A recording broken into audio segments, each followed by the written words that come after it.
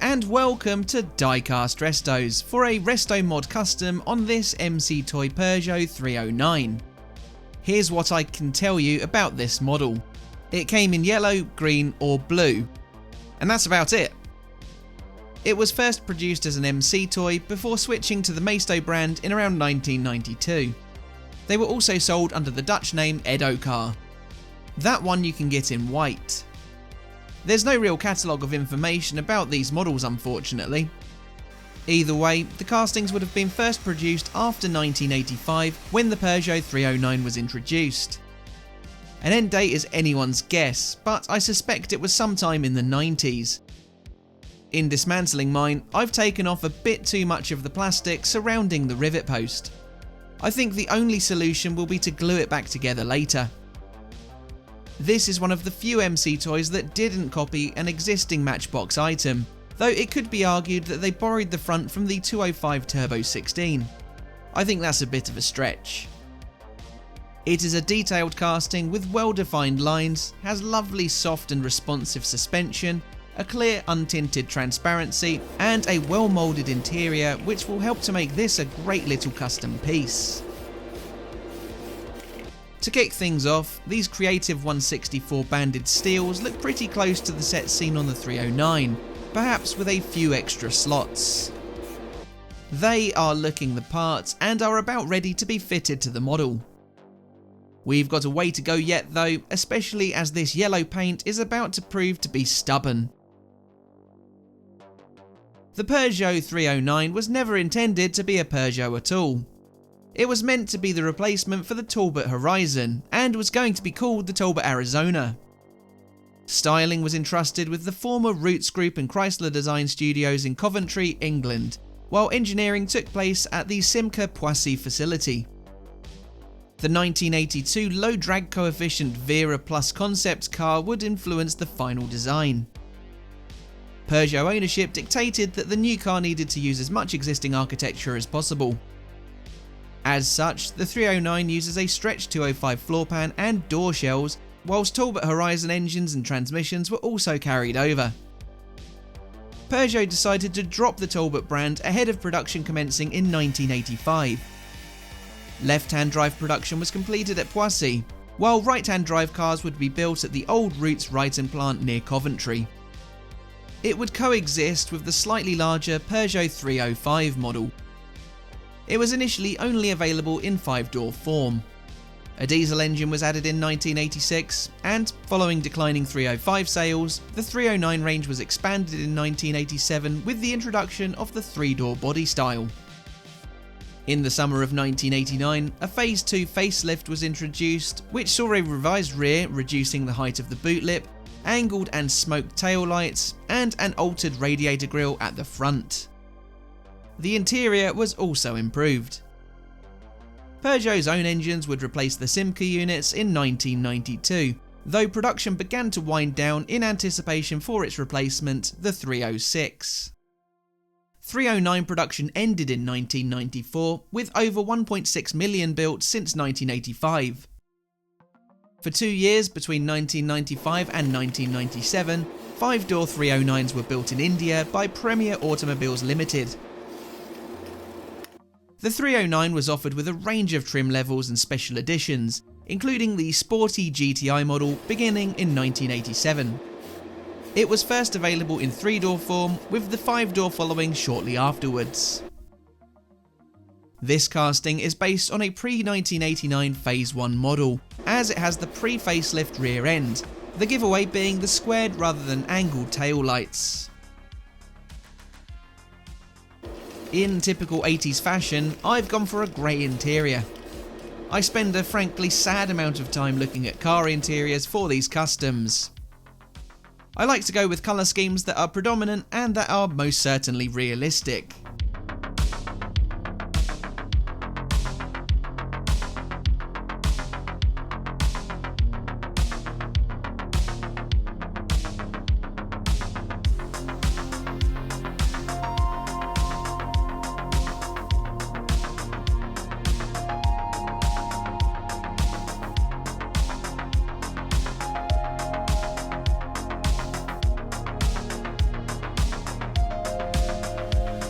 How rare is it that you find a moulded or cast-in rear window wiper on models at this scale and price point?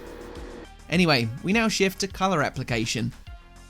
This week I welcome back my airbrush and yet another new colour from Kaleido Colourworks. This K313 metallic blue grey is equivalent to Ferrari's 348 blue medio.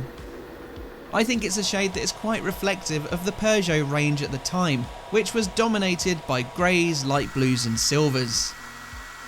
If you fancy getting yourself a set of Kaleido Colourworks paints or any gallery airbrush equipment, check the pinned comment or the video description for an exclusive discount code for 10% off. The equipment is great, but it doesn't stop my clumsiness in pooling that paint on the roof. I had airflow issues in my airbrush because I hadn't cleaned it properly after my last use. I'd been mixing paints and thinners using backflow pressure, so it needed a good cleaning out. I've now stopped that habit. That error is easily resolved though with a fresh application after a rubbing down.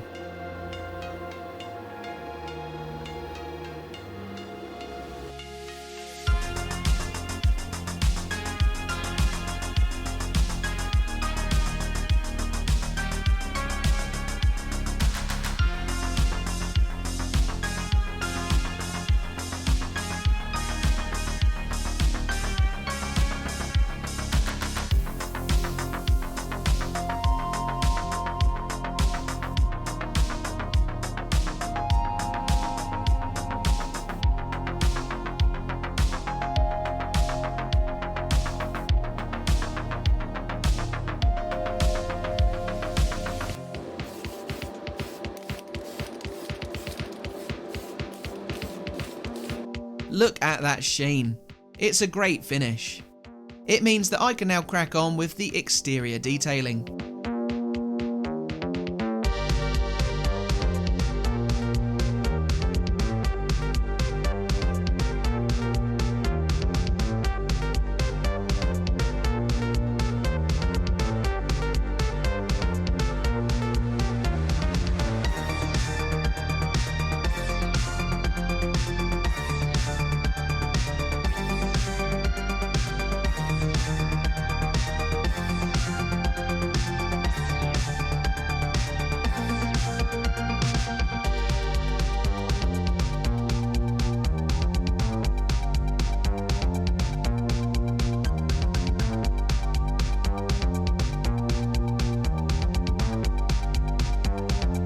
I've printed a few decals for the front of the 309.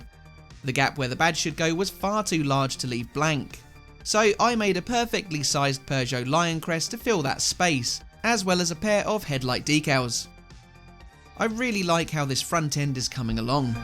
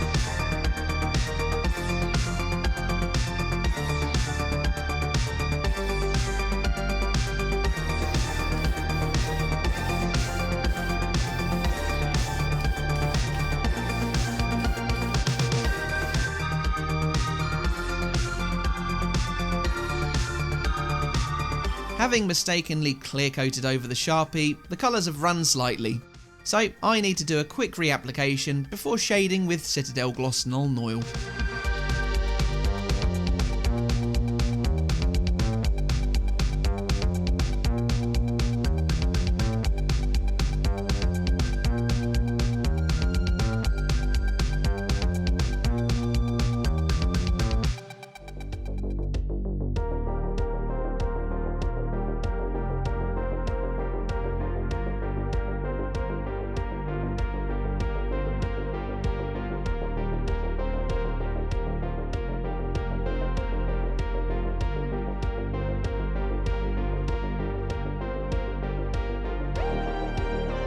Right, it's now time to rebuild this 309 in its new colour scheme.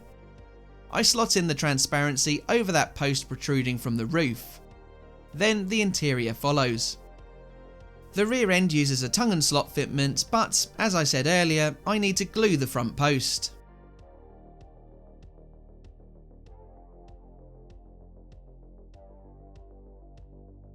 This is how the Peugeot 309 by MC Toy was looking earlier on.